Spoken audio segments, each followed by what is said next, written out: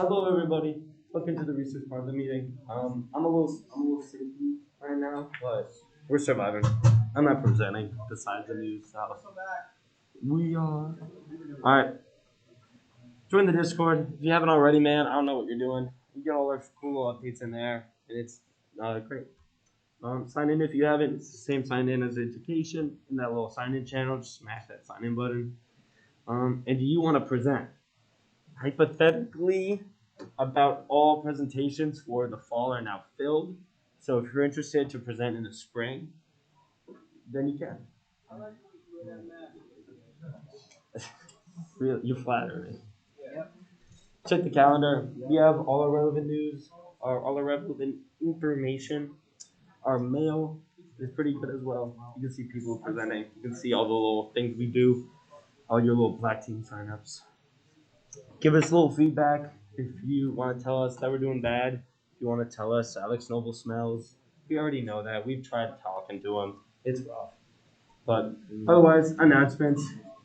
So we have the call for mentors for the spring. If you're interested in mentoring, the same thing that was happening in the fall, it's happening again in the spring, unless your mentorship group goes over.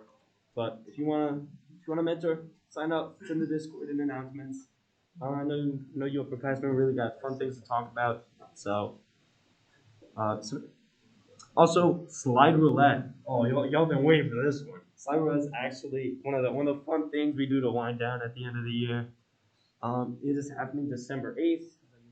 There's a little bit of a deadline before, so you can get them all submitted, and I can look through them all. But check the Discord for the announcement. It is so fun. Definitely sign up. And give me your things. I want to see them. And we have the elections for the CTFCA. So fill out this QR code if you wanna sign up and give a little presentation on why you want to be the CTFCA.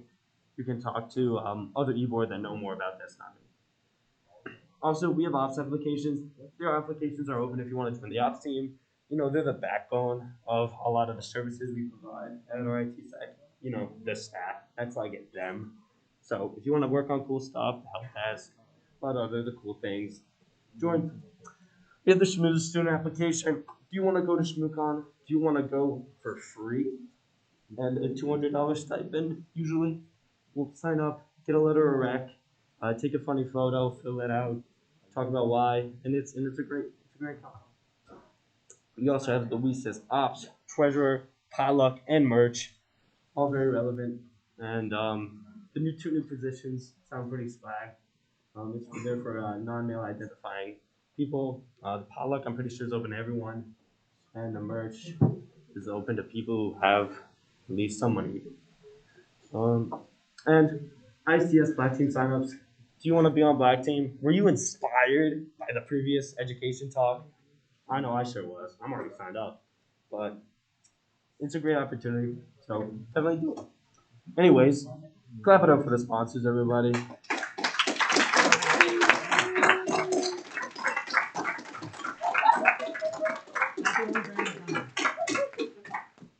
All my social media. Ariana's doing a really nice job out there. I don't know what we would do without her. But today we have to talk about the news.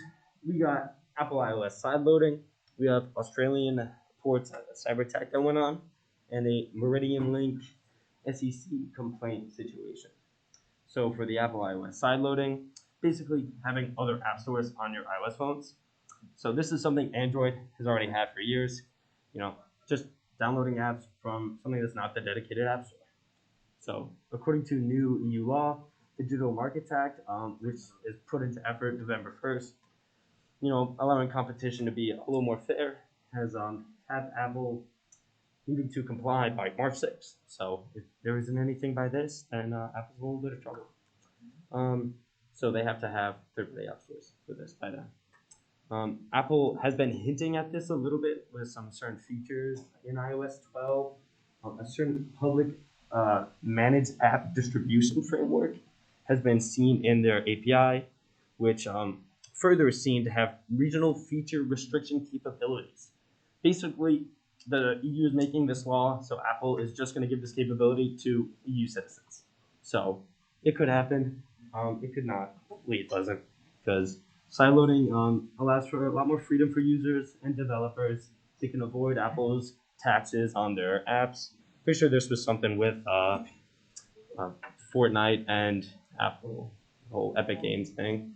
You have a How do you think they're going to enforce that only in the EU? Like, you think you'll be able to get around with VPN, or like they're actually going to use your straight location data? I think they will use your location data. If you've ever heard of the game Brawl Stars, it's like a Supercell game. Yeah, If you were able to get a Canadian like Gmail, then you were actually able to download the app like pre-launch. It's kind of cool.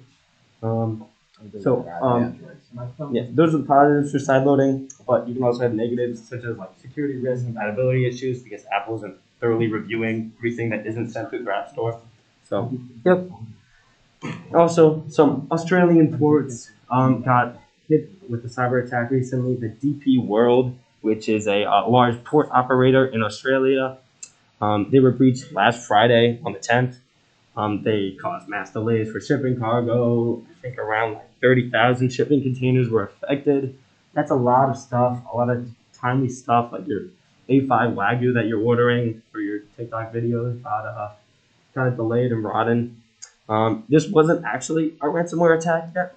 At least it wasn't claimed by any ransomware group. There was possible data access and exfiltration, and internal investigation is still ongoing. So we're still figuring this stuff out. But the ports that affected were Sydney, Melbourne, Big Bang was one of them, Fremantle, and Brisbane. If you know anyone there, I don't know, maybe ask them. Yeah, DP World had recovered, fixing all their ports and reopening on the 13th, so they should be good now. And with Meridian Link ransomware attack, this is our ransomware attack. So Meridian Link is a company that works with financial institutions, and they were affected. They were hacked by the Alpha Black Hat group on the 7th, and they gained access to sensitive company data. And from the lack of response, according to the hackers, Meridian Link didn't respond in time, and they took matters into their own hand and actually contacted the U.S. Securities and Exchange Commission, which is a little unforeseen recently. You have hackers threatening about reporting like breaches to the U.S. government, but something that actually happened because they think Meridian Link didn't disclose the hack in time because it impacted customer data and operational information, and this is one of the first actual confirmations of a self-reporting breach like this. So in order to layer on to Meridian Link, they also reported. And this is actually a little proof. They actually sent proof of them submitting the SEC complaint, which is a little interesting. But, SEC is from a lot of other attacks and everything has made new rules and around incident reporting and about the timeline with that. And recently, Meridian Link actually confirmed the cyber attack. So, we chill, we ball. Here are my sources. I do a lot for you guys. I'm reading through all these articles. I'm doing my research. I try to be accurate. But without further ado, we got Maxim talking about his home lab and stuff.